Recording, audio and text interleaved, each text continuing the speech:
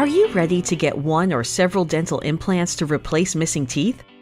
The purpose of this informed consent video is to explain how dental implants might help you, so you can decide if this treatment could be beneficial. During the next few minutes, we will explain how a dental implant works, the surgical procedures involved, as well as the alternatives to dental implants. No surgery is completely risk-free, so we will look at potential risks as well as the procedure for looking after your dental implants immediately after surgery. We'll begin with explaining how a dental implant functions. So what exactly are dental implants? Dental implants are a different way of replacing lost teeth, as they are fixed in your jawbone so they function more like a natural tooth. Implants can be used to replace a single tooth. They can replace several teeth to hold a fixed bridge, or they can be used to secure removable partial and full dentures. They can replace teeth lost to disease or teeth that may have been knocked out due to trauma, for example, when playing sports. Dental implants are ideal for replacing lost teeth, but it is important to know about the alternatives. These may include fixed bridges or removable full and partial dentures. Infected teeth that still have a good support within the jawbone may be saved through endodontic therapy, something that is better known as root canal therapy. Root-treated teeth can be fully restored with a post and crown. Ill-fitting dentures can be remade to provide a better fit, or it might be possible to reline them in order to keep the gums and jawbone healthy. Missing teeth should always be replaced, as otherwise the remaining teeth may move, causing the bite to collapse. Correcting this can be costly and difficult. Before deciding on dental implant treatment, your dentist will take a complete medical and dental evaluation and develop a plan. This is to ensure you do not have any health conditions that could make surgery inadvisable. In addition, the dentist will use a number of different diagnostic tools such as CT scans or dental x-rays, so your implants can be placed with precision and with minimal risk. The process for having dental implants involves two separate surgical procedures. The initial surgery is to place the implant post in the jawbone and is usually carried under a local anesthetic. An incision is made in the gum tissue before a hole is precisely created. The implant is placed into the hole and the gum is stitched shut.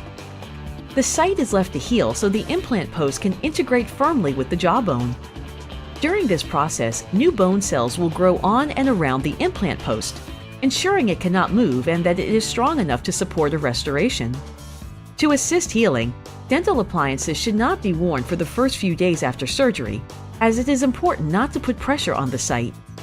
If you must use the appliance right away, it might be possible to adjust it so it does not touch the implant site, thus avoiding placing pressure on the implant.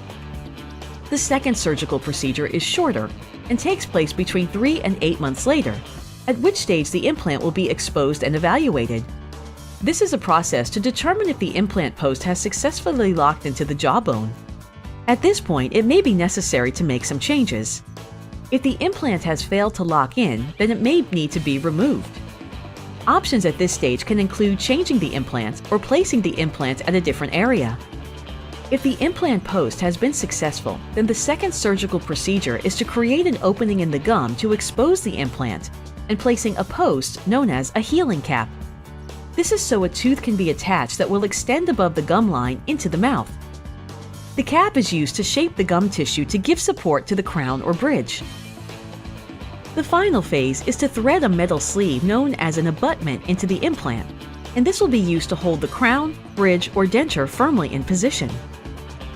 At this stage, your final prosthesis can be constructed. The fee for the final teeth is usually separate from the surgical fees. As we mentioned earlier, there is always some risk with any type of surgery. The risks associated with dental implants can be in the surgery or the tooth restoration. Surgical risks can include bleeding, infection, swelling, pain, temporary facial bruising following surgery. More severe but rare problems are bone fracturing in areas where the jaw is thin, muscle spasms, injuries to the temporomandibular joint, damage to tooth roots which may later need root canal treatments or need to be removed. Nerve damage at the surgical site is usually quite close to a sensory nerve. This is mostly in the lower jaw. The damage can cause numbness, pain, or a tingling sensation in the lips, chin, and tongue. This numbness is usually temporary, but occasionally it may be permanent. In the upper jaw, sinus or nasal perforation during implant surgery, sinus infection. Complications are usually resolved when treated appropriately. They can be treated at the office with medications and procedures during the surgery or at home with medications such as pain medication to reduce pain, antibiotics to avoid or treat infection, steroids to avoid inflammation. It is important you note the following. Sometimes it might be necessary to carry out additional surgery to repair the problem.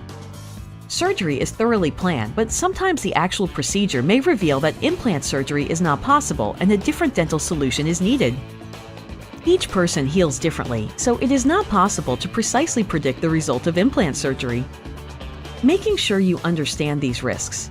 This allows you to make an informed decision and to have realistic expectations of implant surgery. If you don't understand, ask for more explanations. Do not agree to have treatment before you understand and agree with the potential risks. Tooth restoration risks include failure of the implant to lock in the bone, causing a loose implant, fracture of the implant parts, causing the tooth to come off the post, fracture of the crown.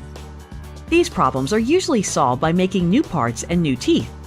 If it is necessary to carry out a separate surgical procedure to remove a failed or broken implant, or if it becomes necessary to replace an implant, then an additional fee may be charged by your doctor. Recovery after oral surgery can be improved through following the instructions given to you for post-operative care.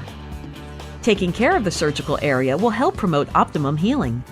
You'll be provided with written instructions, and it is helpful to make sure they are handy in the days following surgery. If you are ever unsure about any of the instructions or are concerned that healing may not be proceeding normally, then please call your dentist. If your surgery involves IV sedation or a sedative, you may feel lightheaded or a little faint immediately after surgery, so make sure you are accompanied by an adult who can drive you home. Plan to take it easy for the first day or two after surgery, and do not operate any machinery or drive for the first 24 hours. Side effects can include localized facial bruising, swelling in the mouth or on the side of the face, stiffness or soreness of the face. Bleeding should not be uncontrolled, and if it seems heavy or fails to stop within a few hours, then please contact us for help and advice. You will be provided with detailed written instructions on how to deal with any discomfort. This may include ice packs to help reduce the swelling, pain medication to help with any discomfort, and methods for controlling bleeding. If you feel any excessive discomfort, then please contact us for advice. Long-term success of dental implants relies on good oral hygiene. It is important to regularly brush and floss the implants and to return to your dentist for checkups and cleanings. If any of the information in this video is not clear, or if you have further questions, then please don't hesitate to ask. As part of the informed consent process, you will be given a surgical consent form to read and sign for the implant surgery just described. Before you sign, it is important to make sure you understand all the procedures involved, as we want you to be able to make an informed decision about your treatment.